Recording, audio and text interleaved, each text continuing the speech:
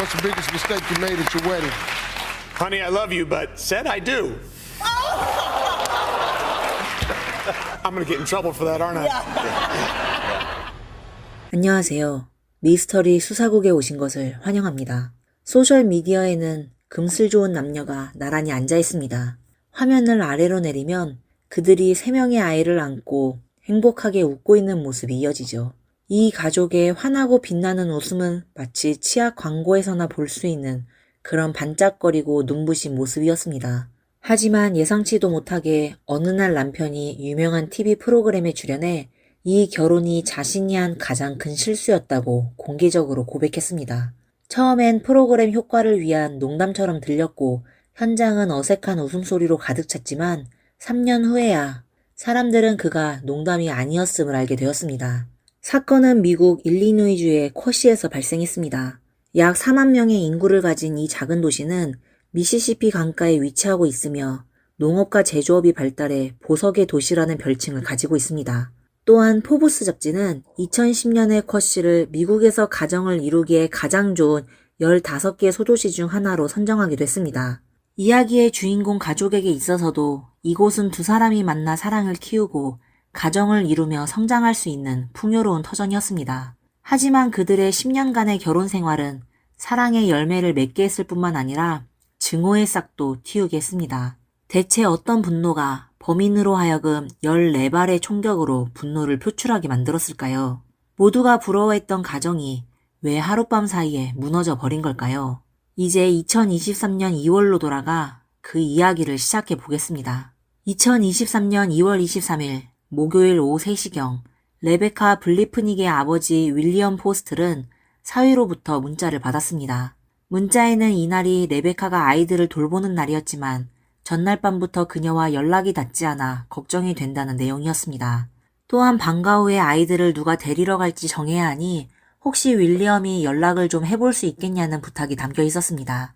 딸과 사위가 사이가 좋지 않다는 것은 아버지로서 알고 있었지만 2019년 두 사람이 별거를 시작한 이후로 아이들 픽업에 문제가 생기거나 딸이 연락이 두절된 적은 한 번도 없었습니다. 그래서 윌리엄은 불안한 마음으로 딸에게 전화를 걸었지만 받지 않았고 곧바로 차를 몰아 딸의 집으로 향했습니다. 오후 3시 30분경 그는 딸의 집에 도착했고 멀리서부터 현관문이 이상하게 열려있는 것을 발견했습니다. 딸의 이름을 부르며 집 안으로 들어섰지만 처음에는 별다른 이상을 느끼지 못했습니다. 그러나 2층으로 올라가던 중 그는 욕실 바닥에 쓰러져 있는 딸 레베카를 발견했고 이미 숨이 멎은 상태였습니다. 경찰은 신고를 받고 현장에 도착했으며 2층 창문이 파손된 것을 발견했습니다. 창문 앞 카펫에는 불완전한 신발 자국도 남아 있었습니다. 집안에 물건이 도난당한 흔적이 없었기에 경찰은 범인의 침입 의도가 금전이 아닌 것으로 추정했습니다. 이어서 감식팀은 시신 주변에서 여러 개의 탄피와 출처를 알 수 없는 작은 플라스틱 조각들을 발견했는데 이 조각들은 욕실 바닥과 시신 위에 널리 흩어져 있어 수사관들의 주목을 받았습니다. 그러나 현장에서는 지문이나 생물학적 증거가 전혀 채취되지 않아 경찰은 용의자의 신원을 파악하는데 어려움을 겪고 있었습니다. 법의학자는 피해자가 성폭행을 당하진 않았지만 전신에 14곳의 총상 흔적이 있으며 이 중 9발은 몸통에, 3발은 오른쪽 팔에, 2발은 왼쪽 손에 집중되어 있다고 밝혔습니다. 탄도 궤적을 분석한 결과 여러 발의 총상은 피해자가 쓰러진 후에도 추가로 발사된 것으로 보입니다. 즉 범인이 누구든 간에 그녀를 완전히 사라지게 하려는 결심이 있었음을 나타냅니다. 그리고 그럴 만한 동기와 혐의를 가진 사람으론 피해자의 가족과 친구들은 한 사람을 의심했습니다. 바로 레베카와 이혼 소송 중이며 아이들의 양육권을 두고 다투고 있는 남편 티모시 블리프닉이었습니다. If something ever happens to me, please make sure the number one person of interest is Tim, as that is who would do something to me. 사건 발생 1년 전쯤 레베카는 언니에게 만약 자신에게 무슨 일이 생기면 남편이 가장 큰 용의자일 거라고 이야기한 적이 있었습니다. 이 부부가 왜 이런 지경에 이르게 되었는지 말하기 전에 먼저 두 사람이 어떤 사람들이었고 어떻게 만나게 되었는지 간단히 살펴보겠습니다. 현재 41살인 레베카와 39살인 남편 티모시는 대학 시절에 처음 만나 2009년에 결혼해 세 아들을 두었습니다. 레베카를 아는 사람들은 그녀가 매우 성실하고 유능한 여성이었다고 말합니다. 처음에는 제약 영역 분야에서 성공을 거두었으나 진정으로 원하는 직업이 간호사라는 것을 깨닫고 과감히 학교로 돌아가 공부를 시작했습니다. 학업 중에도 성적이 우수했으며 졸업 직전의 봄방학 중에 막내 아들을 출산하기도 했습니다. 그녀는 책임감 있는 어머니이자 진정한 우등생이었습니다. 하지만 무엇보다 사람들을 감동시킨 것은 그녀의 따뜻한 마음이었습니다. 간호학과를 졸업한 후 그녀는 쿼시 지역 병원에서 근무하기 시작했습니다. 미국에서 코로나19 팬데믹이 한창이었을 때는 자발적으로 여러 병원을 오가며 도움이 필요한 환자들을 돌보았습니다. 남편 티모시는 사업개발 전문가로 커리어도 잘 쌓아왔지만 운동 분야에서 특히 두각을 나타냈습니다. 특히 미식축구에 재능이 있어 2019년에는 모교인 쿼시 대학교의 스포츠 명예 전당에도 오르기도 했습니다. 이후 가족과 함께 유명 게임 프로그램에 출연하기도 했습니다. 비록 연예인은 아니었지만 쿼시 지역사회에서 활발히 활동하며 티모시는 꽤 존재감 있는 인물로 여겨졌습니다. 그러나 2020년 이 게임 프로그램이 방영되면서 그가 했던 한마디는 사람들을 깜짝 놀라게 했습니다. 프로그램의 한 코너에서 진행자가 참가자들에게 특정 질문을 하고 대중적인 답변을 할수록 높은 점수를 얻는 방식이었죠. 그때 티모시에게 결혼식 날 저지른 가장 큰 실수는 무엇인가요? 라는 질문이 주어졌고 그는 여보 사랑해. 하지만 내가 가장 큰 실수를 한 건 네, 그렇게 하겠습니다. 라고 말했던 거야. 라고 답했습니다. 이 말이 나오자 스튜디오의 공기는 순간 얼어붙었고 평소 유머 감각이 넘치던 진행자도 잠시 말을 잇지 못했습니다. What's the biggest mistake you made at your wedding? Honey, I love you, but said I do. Not my mistake. Not my mistake. I love my wife. I'm going to get in trouble for that, aren't I? 방송 중에 농담을 주고받는 건 흔한 일이었기에 모두가 티모시가 단순히 분위기를 살리려고 하는 것이라고 여겼지만 실제로 이 부부의 관계는 위태로운 상황에 놓여 있었습니다. 사실 이 프로그램이 방영되기 전인 2019년 2월 이미 두 사람은 별거에 들어갔습니다. 이혼의 구체적인 이유는 공개되지 않았지만 법원 기록에 따르면 이혼을 신청한 쪽은 남편이었으며 아내는 아이들을 위해 관계를 회복하려고 노력하고 있었습니다. 그러나 남편은 마음을 굳힌 듯 짐을 챙겨 결혼 생활을 했던 집에서 차로 약 5분 거리에 있는 임대주택으로 이사했습니다. 그때부터 아이들은 두 집으로 오가게 되었고 월요일과 화요일에는 아빠와 수요일과 목요일에는 엄마와 시간을 보냈으며 주말에는 두 사람이 번갈아가며 아이들을 돌봤습니다. 티모시는 이러한 양육 방식에 불만을 품었고 결국 2021년 1월에 정식으로 이혼 소송을 제기했습니다. 두 사람은 재산 분할과 양육권에 대한 합의를 이루지 못해 그해 긴 이혼 소송에 돌입했습니다. 이때 두 사람의 관계는 완전히 틀어졌고 서로에게 보호 명령과 금지 명령을 신청하기 시작했습니다. 갈등이 잦아지면서 법원은 아이들을 교환할 때 두 사람이 차량에서 3피트 이상 벗어나지 않도록 명령할 정도였습니다. 소송이 진행되는 동안 레베카는 주변 친구들에게 자신이 신변 안전에 대한 불안을 느끼고 있다고 여러 번 털어놓았습니다. 그녀는 티모시의 감정이 점점 통제불능이 되어가고 있으며 아이들 앞에서조차 자신에게 폭력을 행사할 정도로 상황이 악화되었다고 말했습니다.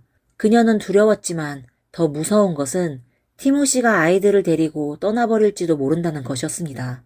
특히 접근금지 명령 신청이 받아들여지지 않으면서 그녀가 유일하게 의지할 수 있는 것은 법원이 양육권을 자신에게 주는 것이었습니다. 많은 고심 끝에 마침내 재판이 열릴 날짜가 2023년 3월로 잡혔지만 안타깝게도 레베카는 재판장에 서기도 전에 비극적으로 생을 마감하게 되었습니다. 가장 안타까운 것은 그녀가 이 끔찍한 일이 일어날 것을 이미 예고하고 있었다는 사실이었습니다. He screamed in my face. He shoved me in front of the kids. He's thrown things across the room where the kids and I were standing. He's punched a hole in the He wall. already has lied multiple times to paint himself as a victim and me as the perpetrator when it is absolutely the other way around. I'm putting this in writing that I'm fearful he will somehow harm me, come after me, or will try to do something to me that takes me away from the kids or the kids away from me. 첫 번째 용의자인 티모시는 경찰이 자신을 찾아올 것임을 알고 있었고 숨거나 피하지 않았습니다. 2023년 3월 1일 경찰이 티모시의 집을 방문했을 때 티모시는 놀랍게도 수사관들에게 집을 마음껏 조사하게 허락했고 차고와 모든 전자기기의 비밀번호까지 자진해서 제공했습니다. 그의 지나칠 정도로 자신감 있고 협조적인 태도는 그가 정말로 무죄일지도 모른다는 생각을 들게 했습니다. 하지만 티모시의 이런 태도는 채 2주도 가지 않았습니다. 2023년 3월 13일 경찰은 충분한 증거를 확보했다며 티모시를 체포하고 그를 1급 상해 및 주거침입 등의 3가지 혐의로 기소했습니다. 일리노이 주에서 시행되는 신속재판법에 따라 보석이 허용되지 않는 피고인은 180일 이내 재판을 요구할 수 있었습니다. 이로 인해 티모시의 재판은 빠르게 진행되었습니다. 사건 발생 한 달 후 티모시는 법정에서 무죄를 주장했으며 그의 재판은 2023년 5월에 정식으로 시작되었습니다. 변호인은 이혼 당시의 불화와 강한 갈등이 있었다는 사실이 범행 동기일 수는 있지만 그것만으로 티모시가 범인이라고 단정할 수 없다고 주장했습니다. 그녀는 검찰이 가진 증거가 모두 간접 증거일 뿐이며 사건 현장에서 지문이나 DNA 같은 결정적인 증거가 나오지 않았기 때문에 배심원들에게 티모시의 무죄를 판결해 줄 것을 요청했습니다. 검찰은 티모시가 사건 현장에 있었다는 직접적인 증거를 제시하지 못했지만 이 점은 크게 염려할 필요가 없었습니다. 왜냐하면 티모시가 스스로에게 수많은 덫을 만들어 놓았기 때문입니다. 우선 그의 통신 기록과 디지털 흔적이 중요한 증거로 작용했습니다. 티모시는 운동을 매우 좋아해 24시간 피트니스 밴드를 착용하고 있었는데 이 기기는 스마트폰 앱과 연동되어 심박수, 수면, 스트레스 수준을 측정합니다. 그런데 2월의 특정한 며칠, 특히 레베카가 피해를 입은 날에는 이상하게도 그의 손목 밴드가 자정에서 새벽 2시 사이에 연결이 끊겨 있었습니다. 더욱이 그 시간대의 거리 감시 카메라에는 자전거를 탄 한 인물이 피해자의 집 근처에 나타난 장면이 포착되었는데 이는 우연이라고 보기에는 너무 절묘했습니다. 만약 검찰이 이 정도의 증거만 제시했다면 이 상황을 단순한 기묘한 우연으로 설명할 수 있었을지도 모릅니다. 그러나 티모시의 검색 기록과 날짜를 대조해보자 사건의 전체 윤곽이 보다 명확해졌습니다. 사건 발생 일주일 전인 2023년 2월 14일 자정 무렵 티모시의 피트니스 밴드가 연결이 끊어졌고 29분 후 거리 감시 카메라에는 자전거를 탄 인물이 레베카의 집 방향으로 갔다가 돌아가는 모습이 찍혔습니다.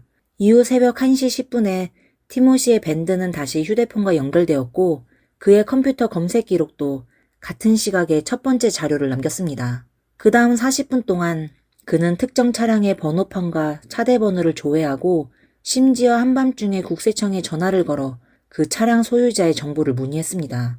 여기서 문제는 티모시가 이렇게 집착하고 흥미를 보인 그 차량의 주인이 과연 누구였냐는 점입니다. 알고 보니 그 차량의 주인은 레베카의 병원 동료이자 그녀와 연인 관계로 발전하고 있던 테드 존슨이라는 인물이었습니다. 2월 13일 저녁, 그는 레베카의 집에서 밤을 보냈고 그의 차는 집 뒤쪽 차도에 주차되어 있었습니다.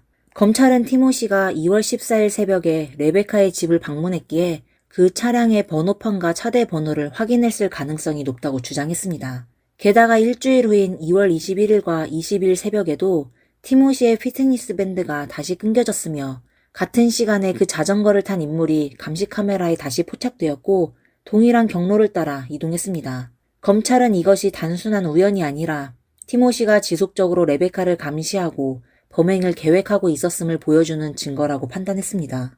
The videos that you saw, just those videos, if that's all we had, you should absolutely go out here and find him not guilty. If it was just the videos. But it's not just the videos. It's the videos and how they relate to the look data, and how they relate to the computer activity, and how they relate to the searches that he made at 1 o'clock in the morning on February 14th. Yeah, there was a prowler in Taylor Hyman's yard. The prowler's right there. We know he sits right there because he was searching for the car that was in Becky's backyard at the same time. It wasn't a random prowler, it was the defendant. 7일간의 재판에서 검찰은 40명이 넘는 증인을 소환했는데 비록 티모시가 사건 현장에 있었다는 직접적인 생물학적 증거는 부족했지만 감식팀은 피해자 주변에서 발견된 탄피와 탄약 자국이 티모시의 총기와 일치한다고 밝혔습니다. 또한 티모시의 집에서 발견된 슈퍼마켓 비닐봉지의 재질이 사건 현장에서 채취한 플라스틱 조각들과 유사하다는 점이 확인되었습니다. 검찰은 티모시가 범행에 사용한 소음기가 바로 이 비닐봉지로 만들어졌다고 믿고 있으며 그가 한 발 쏠 때마다 비닐봉지가 파편으로 변해 흩어진 것이라고 설명했습니다. 이는 왜 이 조각들이 사건 현장에 널리 퍼져 있고 레베카의 몸에서도 발견되었는지를 설명해 줍니다. 레베카에게 맞은 총알만 해도 14발에 달했기 때문입니다. 또 하나의 매우 설득력 있는 증언은 아이들 학교의 비서로부터 나왔습니다. 그녀는 사건 당일 오전 11시 51분에 티모시가 학교에 전화를 걸어 새 아이를 혼자 집에 보내지 말라고 당부했다고 증언했습니다. 또한 CCTV에 따르면 티모시는 학교 수업이 끝나기 1시간 전부터 학부모 주차구역에서 기다리고 있었습니다. 이는 학교에서 연락을 받고 아이들을 데리러 갔다고 했던 티모시의 초기 진술과는 완전히 상반되는 내용입니다. 모든 증거를 종합해 검찰은 사건의 타임라인을 재구성했습니다. 2023년 2월 14일, 오랫동안 아내에게 불만을 품어온 티모시는 그녀가 새로운 연인을 만났다는 사실을 알게 된 후 이성을 잃었습니다. 특히 3월에 있을 이혼 재판에서 양육권을 잃을 가능성을 염두에 두며 그는 선제적으로 행동하지 않으면 모든 것을 잃게 될 것이라고 판단했습니다. 이에 따라 티모시는 주도 면밀하게 계획을 세우기 시작했고 집에 침입하는 방법과 소음기를 만드는 법을 연구했으며 피트니스 밴드가 자신의 위치를 추적하지 못하도록 대비했습니다. 2월 22일 수요일, 원래대로라면 아이들은 레베카와 함께 있어야 했습니다. 하지만 레베카가 최근 수술을 받고 몸 상태가 좋지 않자 티모시에게 하루 더 아이들을 돌봐달라고 부탁했습니다. 티모시는 이 기회를 놓치지 않았고 그녀가 가장 약해진 이 순간을 노려 자신의 계획을 실행에 옮겼습니다. 그날 밤 티모시는 아이들이 깊이 잠든 틈을 타 피트니스 밴드를 벗어두고 무기를 챙겨 자전거를 타고 레베카의 집으로 향했습니다. 도중에 거리 감시 카메라가 그의 모습을 포착했습니다. 목적지에 도착한 그는 마당에 있는 의자를 이용해 2층으로 올라가 동쪽 창문을 부수고 강제로 집에 들어갔습니다. 이때 레베카는 침입자를 알아차리고 휴대폰을 쥐고 자신의 방으로 뛰어갔습니다.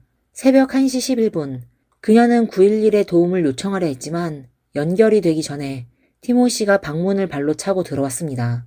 레베카의 휴대폰은 그의 공격 중에 떨어졌고 그녀는 욕실로 도망치려 했지만 심각한 부상으로 욕실 문 앞에 쓰러지고 말았습니다.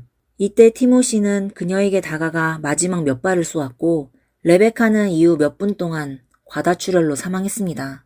새벽 1시 16분, 거리의 감시 카메라는 티모시가 자택으로 돌아가는 모습을 포착했습니다. 그리고 그의 피트니스 밴드도 새벽 2시 1분에 다시 휴대폰과 연결되었습니다. 아침이 되자 티모시는 평소처럼 아이들을 학교에 데려다 주었고 이후 처음에 알려진 대로 장인에게 메시지를 보내 딸의 상황을 확인하도록 했습니다. 그렇게 레베카의 죽음을 장인이 발견하게 만든 후 그는 아무것도 모르는 척 행동했습니다. 2023년 3월 31일 배심원단은 티모시 블리프리그의 모든 혐의를 유죄로 판단했고 5개월 후인 8월 11일 판사는 그에게 가석방 없는 3건의 종신형을 선고했습니다.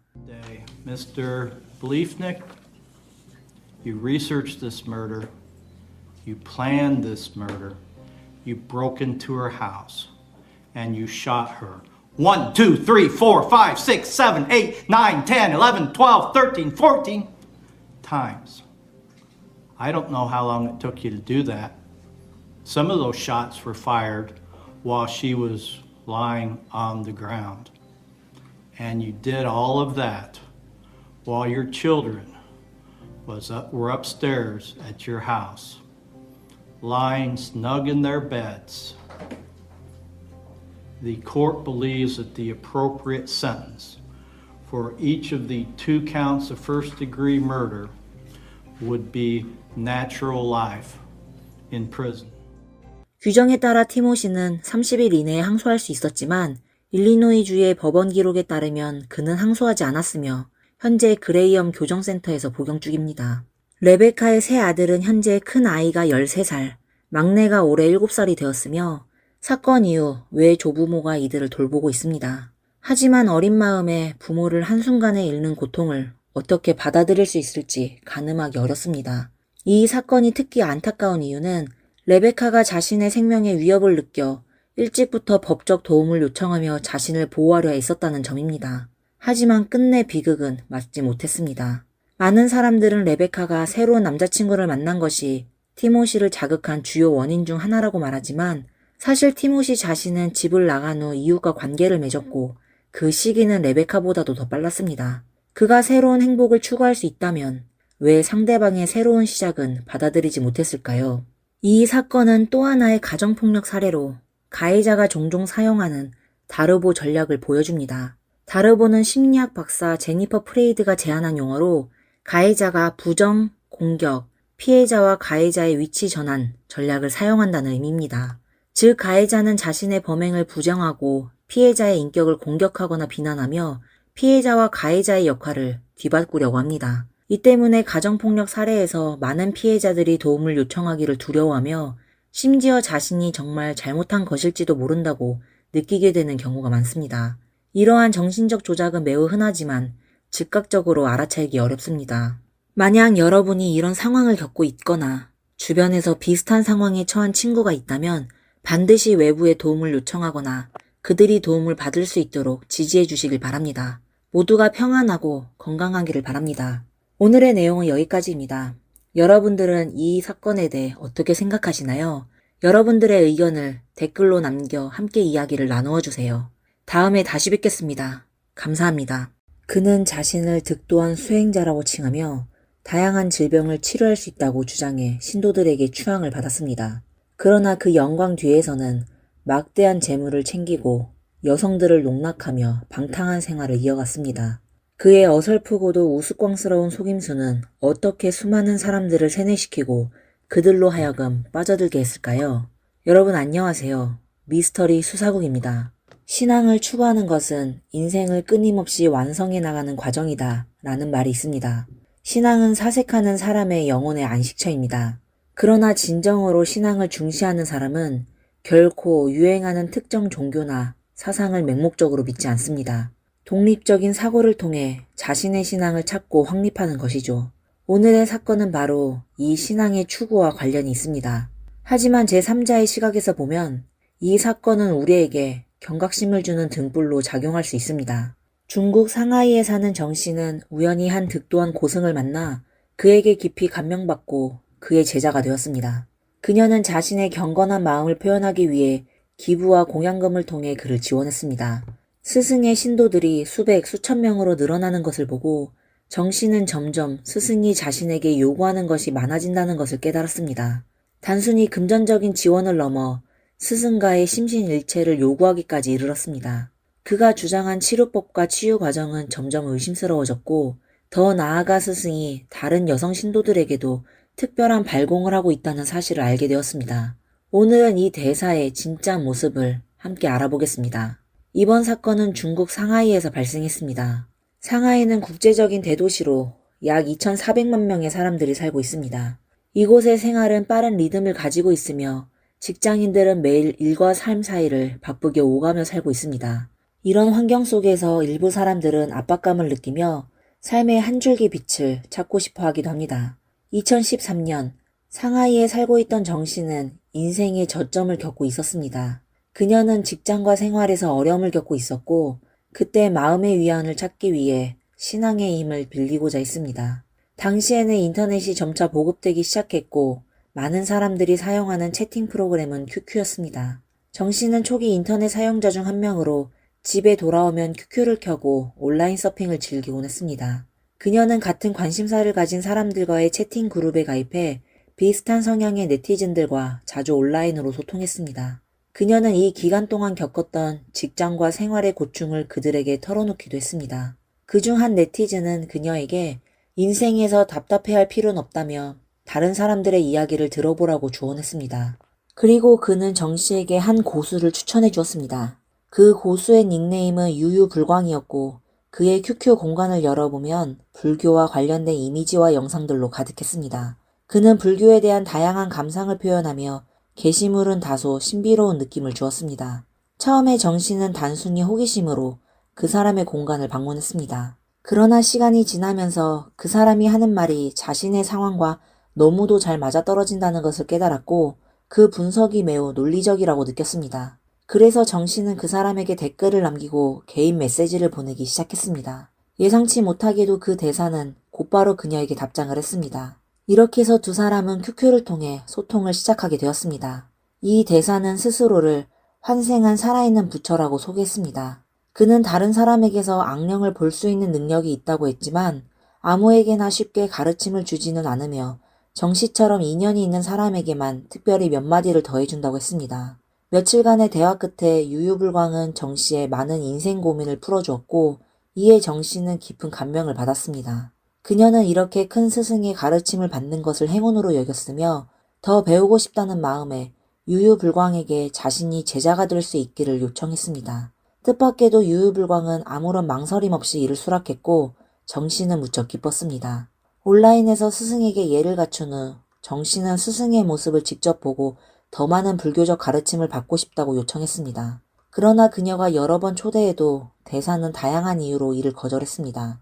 정 씨는 잠시 실망했지만 곧 마음을 바꾸어 다시금 존경심을 느꼈습니다. 유유불광과 같은 대사는 잡념 없이 순수하게 수행하는 인물이라고 생각했기 때문입니다. 이로 인해 대사는 그녀의 마음속에서 더욱 높은 존재가 되었습니다. 그렇게 정 씨는 계속해서 유유불광과 온라인에서 소통하며 불법을 배우고 즐겁게 대화를 나누었습니다. 한 달쯤 지났을 무렵 유유불광은 갑자기 상하이에 볼 일이 생겼으니 정 씨와 만날 수 있다고 말했습니다. 정 씨는 이를 천재일우의 기회라고 생각했고 불교에 관심이 많은 친구 란 씨도 함께 스승을 만나러 가기도 했습니다. 란 씨의 회상에 따르면 첫 만남에서 유유불광은 금색 옷을 입고 나타나 온몸이 빛나는 것처럼 보였으며 마치 실제로 부처의 광명을 지닌 것 같았습니다. 만나자마자 유유불광은 자신이 금강상사라 자칭하며 자신에게는 많은 부처와 보살의 환생이 깃들어 있다고 말했습니다. 정 씨와 란 씨는 유유불광과 반나절을 함께 보냈는데 그의 행동은 매우 품이 있었고 태도는 진지했으며 불법의 해박한 지식을 보유하고 있었습니다. 두 사람은 그가 실로 심오하고 불가사의한 수행자라는 데 동의했습니다. 이 시점에서 두 여성의 심리적 경계는 완전히 무너졌습니다. 란 씨는 유유불광을 매우 존경하게 되었고 그날 그 자리에서 스승으로 삼았습니다. 그 이후로 유유불광이 상하이에 올 때마다 정 씨와 란 씨는 그의 곁을 지켰습니다. 여러 차례 만남을 가진 후 정 씨와 란 씨는 유유불광이 매우 검소한 삶을 산다고 느꼈습니다. 그는 평소 집 밖을 거의 나가지 않았고 식사도 단순했으며 돈도 많지 않아 보였습니다. 란 씨는 스승을 위해 돈을 마련해야겠다고 생각했습니다. 그렇게 시간이 지나면서 정 씨와 란 씨는 자발적으로 스승을 위해 돈을 쓰기 시작했고 이를 스승에 대한 제자의 효심으로 여겼습니다. 처음에는 스승이 이를 사양했지만 점점 횟수가 많아지자 결국 익숙해졌고 매번 두 여제자의 공양을 당연하게 누리게 되었습니다. 하지만 사람의 욕망은 때때로 끝이 없다는 것을 우리는 잘 알고 있습니다. 처음에는 여제자들의 공양을 받지 않던 유유불광은 이를 점차 습관으로 받아들였고 이후에는 오히려 자발적으로 돈을 요구하기 시작했습니다. 그의 요구에는 다양한 이유가 있었는데 예를 들어 오늘은 저를 보수해야 한다거나 내일은 강의를 하러 가야 한다는 식이었습니다. 그는 항상 이 돈이 자신의 필요가 아닌 불법을 전파하는 사업에 쓰인다고 주장했습니다. 또한 너희가 준 돈은 불법 전파에 기여하는 것이므로 복을 쌓는 일이라고 설득했습니다. 이에 대해 두 여제자는 의심 없이 믿고 스승의 요구에 언제나 응했습니다. 2014년 어느 날 유유불광은 상하이에 도착하자마자 란 씨에게 전화를 걸어 급히 도움이 필요하다고 했습니다. 알고 보니 이번의 스승은 상하이에 장기간 머무를 예정이었고 란 씨에게 숙소 문제를 해결해 달라는 것이었습니다. 스승은 한 달 넘게 상하이에 머물렀고 그동안 숙소와 생활비 등 모든 비용은 란 씨가 책임졌습니다. 특히 집 임대료만 해도 10,000위안 이상, 하나로 약 194만 원에 달했습니다. 란 씨는 상하이에 머무는 동안 유유불광을 자신의 가족과 친구들에게 소개하며 스승으로 모셨고 많은 사람들이 그를 존경의 눈으로 바라보았습니다. 시간은 흘러 2015년 설날이 가까워졌고 유유불광은 다시 상하이에 와서 란 씨를 찾았습니다. 란 씨는 스승이 며칠 동안만 머물다 떠날 것이라고 생각했지만 예상과 달리 그는 계속 머물며 떠나지 않았습니다. 그렇게 그는 설날부터 다음해 5월까지 머물었습니다. 그럼에도 불구하고 란 씨는 스승에게 이유를 묻거나 의심하지 않았습니다. 그녀는 스승에게 너무 많은 질문을 하는 것이 무례하다고 생각했기 때문입니다. 뿐만 아니라 이 기간 동안 란 씨는 유유불광을 더 많은 주변 불교 친구들에게 소개했습니다. 그렇게 해서 유유불광의 신도수는 100명 이상으로 늘어났고 란 씨는 자신이 매우 큰 공덕을 쌓는 좋은 일을 하고 있다고 느꼈습니다. 이쯤 되면 많은 사람들이 란 씨가 상당히 좋은 가정환경에서 자란 사람일 거라고 생각할 수 있습니다. 하지만 실제로는 그렇지 않았습니다. 란 씨는 30살도 되지 않아 생계를 위해 거리에서 장사를 하며 살아야 했고 생활은 매우 힘들었습니다. 유유불광이 나타난 이후 그녀는 스승에게 많은 돈을 썼고 매일 스승을 돌보며 새끼 식사와 의식주를 직접 챙겼습니다. 스승이 그녀에게 쓰게 한 돈은 상당했지만 그 보답으로 가끔 그녀를 위해 의식을 치러주며 부귀와 사업의 번창을 기원했습니다. 시간이 지나면서 유유불광이 돈을 요구하는 횟수는 점점 더 잦아졌습니다. 란 씨가 돌아올 때마다 그는 다양한 이유로 돈을 요구했는데 그 방식은 아주 직설적이지 않고 교묘하게 표현되었습니다. 예를 들어 란 씨가 돌아오면 그는 먼저 오늘 장사는 잘 됐니? 라고 묻고 나서 너의 수익은 단순히 너의 노력만으로 이뤄진 것이 아니라 스승도 함께 기도하고 의식을 행하며 너를 도왔기 때문이니 그 돈으로 스승을 공경해야 한다 라고 말했습니다. 한 번은 란 씨가 2,500위안, 약 48만 원에 불과한 돈을 가지고 있었지만 그마저도 전부 유유불광에게 넘겨야 했습니다. 그 후 란 씨는 점점 이상하다는 생각이 들기 시작했습니다.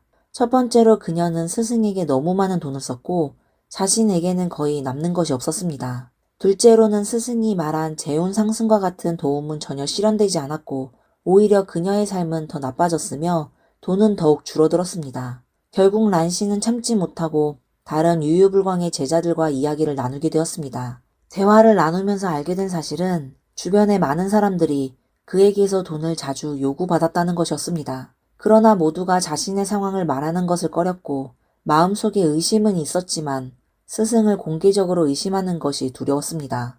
친구와의 대화에서 란 씨는 충격적인 사실을 알게 되었습니다. 유유불광이 기본적인 생활비뿐만 아니라 신도들에게 최신형 휴대폰을 사달라고 요구했던 것입니다. 친구가 돈이 없어 휴대폰을 사지 못하겠다고 하자 유유불광은 얼굴에 험악한 표정을 지으며 스승에게 공경을 표하지 않는 것은 저주를 받을 행동이라고 위협했습니다. 친구는 집세조차 감당하기 어려운 상황이었지만 겨우 3-4천 위안을 모아야 했고 그 돈으로 휴대폰을 사라는 요구를 받았습니다. 사실 그는 이미 최신형 휴대폰을 가지고 있었지만 제자에게 또 하나 사달라고 강요했던 것입니다. 거절은 불가능했는데 그의 논리는 스승을 공경하지 않으면 불행이 찾아올 것이라는 협박에 가까웠기 때문입니다. 란 씨는 이 상황이 점점 심각해지고 있다는 것을 느끼며 유유불광의 행동을 다시 돌아보게 되었습니다. 그리고 점차 그의 진짜 모습이 보이기 시작했습니다. 겉으로는 존경받는 대사의 모습이었지만 그 속은 마치 기만을 일삼는 사기꾼과 같았습니다. 몇 차례의 탐색 후 란 씨는 점점 유유불광이 사기꾼이라는 확신을 가지게 되었습니다. 그래서 그녀는 주변의 친구들에게 하나씩 연락을 하며 자신이 겪은 일을 모두 털어놓고 돈이나 물건 등 자신들의 것을 빨리 되찾으라고 말했습니다. 란 씨는 친구들에게 그를 소개한 탓에 큰 손해를 끼쳤다며 사과하기도 했습니다. 사실 란 씨 본인도 피해자였고 그녀는 유유불광에게 약 7만 위안, 약 1,361만 원을 준 상태였습니다. 란 씨는 이어 유유불광의 위챗 그룹과 QQ 그룹에서 그의 행동을 하나하나 폭로하며 이 사기꾼을 합리적으로 폭로하기 위해 노력했습니다. 예상치 못하게도 곧 여러 도시에서 그녀에게 전화를 걸어 동일한 경험을 털어놓는 사람들이 많았습니다. 특히 많은 사람들이 유유불광의 지시로 그를 공양하거나 법사를 의뢰하며 불상 개안식 등의 의식에 참여했다가 몇만 위안씩 속았다고 고백했습니다.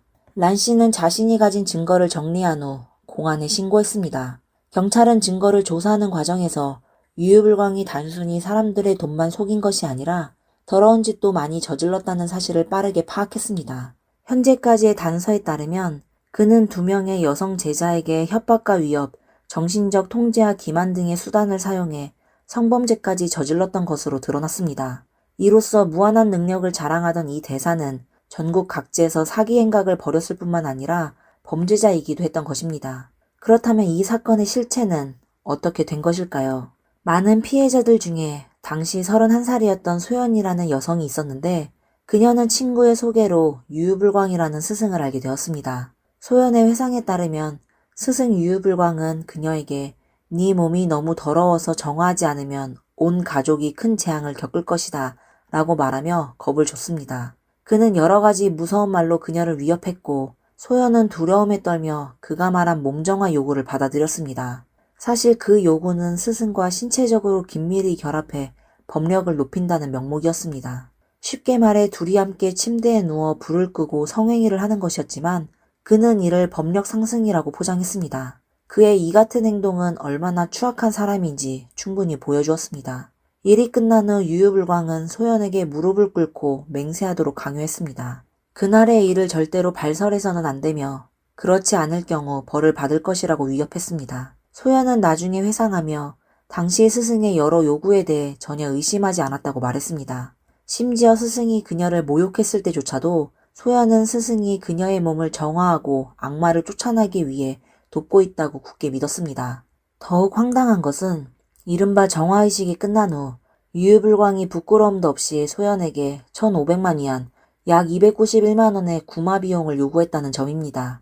소연이 그만한 돈이 없다고 하자 유유불광은 이것은 정화 비용으로 반드시 지불해야 하며 지불하지 않으면 저주가 계속 내려질 것이라고 협박했습니다. 그녀는 이 치욕스러운 경험을 처음에는 자존심 때문에 입 밖에 내지 않았고 누구에게도 말하지 않았습니다.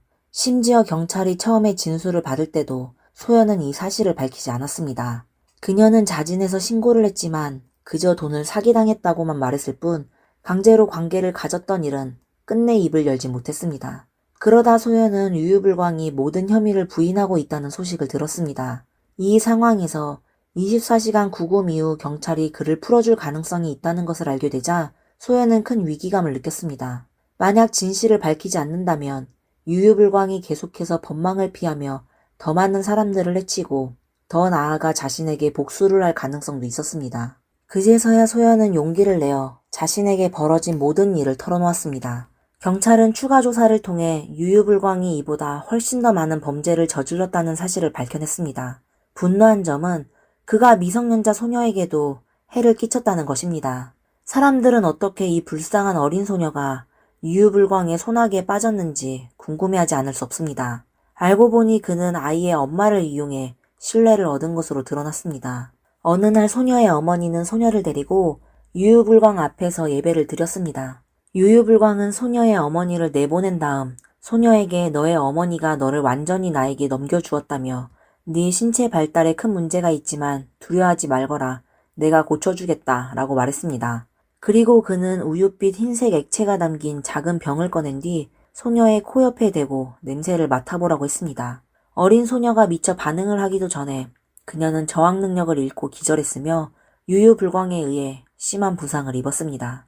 신고자가 점점 많아지면서 경찰은 유유불광의 사기 수법이 이렇게 명백히 터무니없는데도 왜 이렇게 많은 사람들이 속아 넘어갔는지 의문을 갖게 되었습니다. 그렇다면 수백 명의 신도를 속인 유유불광은 실제 생활에서는 어떤 사람일까요? 경찰의 심층 조사로 유유불광의 진짜 모습이 드러나기 시작했습니다. 그의 본명은 치젠샹이며 체포 당시 50살로 중국 장수성 렌위강 출신이었습니다. 과거 행적을 살펴보면 그는 자신의 행적을 감추는 데 매우 능했고 일정한 반수사 능력을 가지고 있었습니다. 또한 불교 경전을 깊이 연구하고 불교 지식을 잘 알고 있었기 때문에 수행자로 위장하여 사기를 치는 데 성공했고 매번 무사히 빠져나갈 수 있었습니다. 하지만 사실 그가 이미 3, 4년 전에도 득도한 고승으로 위장해 공짜로 먹고 마시고 심지어 다른 사람을 속여 홍콩 여행까지 다녀온 후 고발당한 적이 있었습니다. 당시 그는 장수성 렌윈강시 인민법원에서 징역형을 선고받은 적이 있었습니다. 한마디로 치젠샹은 상습범이었던 것입니다.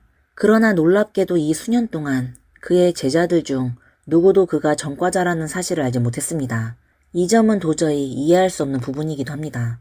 공안당국이 치젠샹을 체포했을 때 그의 소지품에서 약 30장의 신분증, 은행카드, 여권, 홍콩 마카오 통행증 및 기타 관련 서류가 발견되었습니다.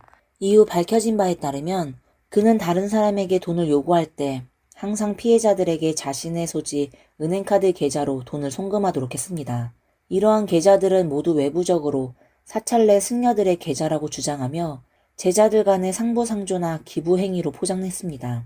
이를 통해 자신은 사건에서 한 발 물러나 있는 것처럼 보이게 만들었습니다.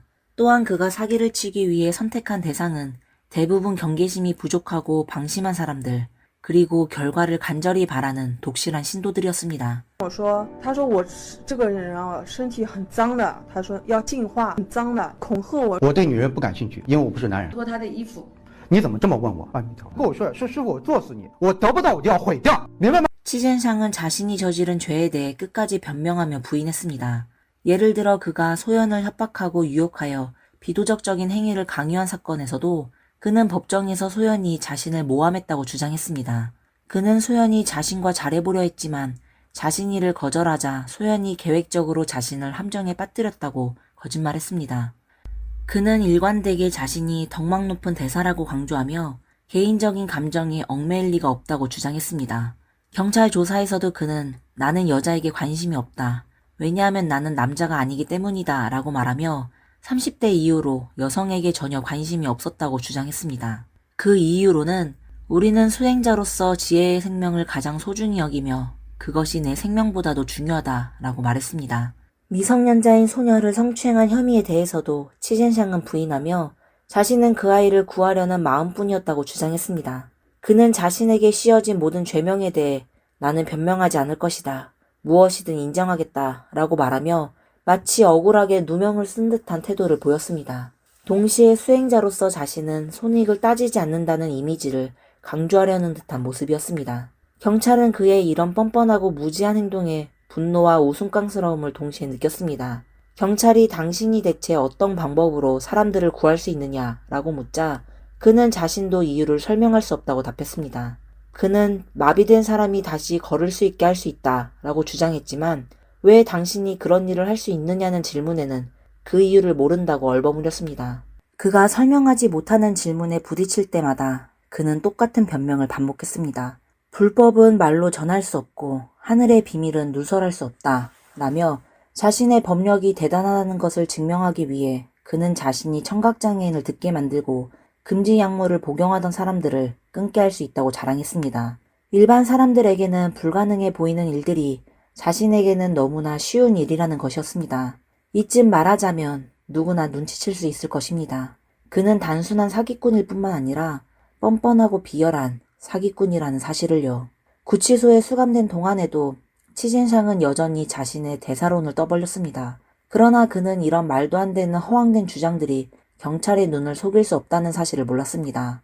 검찰은 치젠샹의 행위가 사기죄의 구성 요건에 부합한다고 최종 판단했으며 그가 사기죄를 저질렀다고 결론을 내렸습니다. 또한 그의 강간행위나 강제추행죄 역시 국가의 관련 사법 해석에 부합한다고 판단했습니다. 그는 미신적인 수단을 이용해 피해자의 신뢰를 얻고 이를 통해 관계를 맺으려 한 점에서 침해죄로 사법적으로 인정되었습니다. 결국 대사라는 허울을 쓴 이 사기꾼은 사기죄, 침해죄, 강제추행죄 3가지 혐의로 법원에 기소되었습니다. 명백한 증거 앞에서 그는 결국 죄를 인정할 수밖에 없었고 그에 상응하는 처벌을 받게 되었습니다. 비록 중국 법률은 시민들에게 종교신앙의 자유를 보장하고 있지만 반드시 경계해야 할 것은 종교를 악용한 사기 행위입니다. 특히 종교를 이용해 사람들을 속이고 착취하는 자들에 대한 경계심이 필요합니다. 이러한 사기꾼들의 배경은 우리가 예상치 못한 경우도 많습니다. 그중 가장 유명한 사례는 산동성 진안시 교도소 시스템의 한 교도관 왕싱푸입니다. 그는 자신의 본업에 충실하지 않고 1980년대 말 중국에서 불어닥친 기공 열풍을 틈타 티베트 불교의 밀교 개념을 도용했습니다. 그는 이를 바탕으로 밀종 세신봉이라는 이름의 엉터리 수련법을 만들어냈습니다. 그는 진안, 청두, 션양 등 여러 지역에서 강좌를 열며 활동했으며 월 수입이 무려 5천에서 7천위안, 약 97만 원에서 136만 원에 달했습니다. 이는 당시 기준으로 상당히 큰 금액이었으며 왕싱푸는 이를 통해 점차 스스로를 활불, 살아있는 부처로 포장하기 시작했습니다. 2007년 아푸는 중요한 인물인 스촨성 스취현 어러사 민간관리위원회 주임 루룽을 알게 되었습니다. 이후 루룽은 아푸를 자신의 스승인 공주에게 소개했습니다. 2008년 8월 공주는 아푸를 제자로 받아들이며 법명을 락산단쟁이라고 지어주었습니다. 아푸가 더 많은 돈을 벌어 공주와 그의 사찰을 지원할 수 있도록 하기 위해 루룽은 어러사, 몽이사, 몽사사에서 아푸를 위한 성대한 좌상식을 마련했습니다. 이를 계기로 아푸는 화려한 변신을 이루었습니다. 티베트 불교의 이름을 도용해 사기를 치는 사기꾼이 불법적으로 위조된 티베트 신분증을 소지하게 되었으며 락상단쟁이라는 이름의 활불로 포장되었습니다. 진안에서 40여 년 전에 지어진 낡은 주택이 아푸가 제자를 만나는 장소였습니다. 제자들 앞에서 아프는 청빈을 자처하며 오로지 불법에 전념하는 노년자의 모습을 연출했습니다. 그러나 지난 경찰의 조사에 따르면 아프는 전국 각지에 10여 채의 부동산을 소유하고 있었으며 그중 일부는 호화스럽고 사치스러워 충격적이었습니다. 경찰은 이 부동산들에서 대량의 현금, 다양한 은행카드, 금괴, 고급 사치품, 그리고 명주들을 발견했습니다.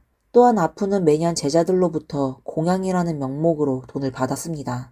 그는 자신이 바로 복전이라고 주장하며 자신에게 공양하고 돈을 바치는 것은 씨앗을 심는 행위와 같아서 나중에 수많은 수확을 얻게 될 것이라고 설파했습니다. 아프는 제자들에게 공양을 받는 것 외에도 수많은 돈벌이 명목을 만들어냈습니다. 예를 들어 법명을 받을 때도 돈을 내야 했고 관정을 전수받는데도 비용을 책정했습니다. 관정 전법은 낮은 등급에서 높은 등급까지 4가지로 나뉘며 모든 과정을 마치려면 5만 위안, 약 972만 원 이상을 내야 했습니다. 공안 당국의 조사에 따르면 아프는 단 10년 만에 약 1억 9,800만 위안, 약 385억 원을 갈취했습니다. 그의 제자 3천여 명 중에는 회사 대표이사, 대학 교수뿐만 아니라 유명 대학을 졸업한 대학생도 포함되어 있었습니다. 더 충격적인 점은 그의 범죄 행위가 밝혀지기 전까지 많은 제자들이 그에게 피해를 입고 심지어 심각한 모욕을 당했음에도 불구하고 자신을 피해자로 인식하지 않았다는 것입니다. 일부는 오히려 그를 옹호하기까지 했습니다. 아프에게 수년간 속아 그의 개인 주치의까지 되었던 이모 씨는 이 기이한 현상의 이유를 설명했습니다. 아프는 매우 무서운 방식으로 제자들의 정신을 통제했는데 바로 제자들에게 그를 배신하면 끔찍한 벌을 받고 생명을 잃게 될 것이라는 맹세를 강요한 것입니다. 제자들을 통제하기 위해 아프는 제자들에게 수련할 때 요가정보 카드에 자신의 손으로 맹세를 적게 했습니다. 그 내용은 스승을 배신하면 5대 천례에 맞고 뱀에게 물리며 질식하거나 차에 치여 죽는 등 현세의 벌을 받겠다는 것이었습니다. 불법을 열심히 공부하고 아프를 따르던 제자들에게 이 사기는 그들의 정신세계를 파괴하는 것이었습니다.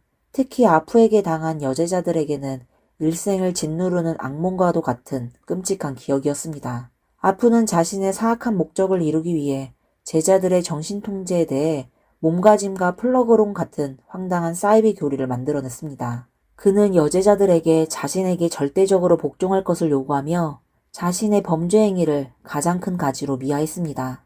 여제자들에게 자신의 몸을 하나의 법구, 불교 의식에 쓰이는 도구로 여기고 이를 살아있는 부처인 자신이 다룰 수 있도록 맡겨야 한다는 주장이었습니다. 수사 관계자들은 지난 몇 년간 아프에게 성적으로 통제당한 여제자가 최소 10명에 이르며 그중 8명은 강제로 관계를 맺었고 2명은 성추행을 당했다고 밝혔습니다.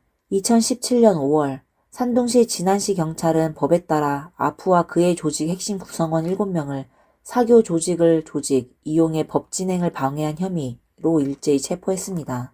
2020년 7월 31일 산동시 진안시 중구민민법원은 해당 사건에 대해 최종 판결을 내렸습니다. 피고인 아프는 사교 조직을 이용해 법 진행을 방해한 죄, 불법 경영죄, 침해죄, 강제추행죄로 유죄 판결을 받아 징역 25년형과 벌금 2천만 위안, 약 38억 원을 선고받았습니다. 또한 재산 50만 위안, 약 9,725만 원도 몰수되었습니다.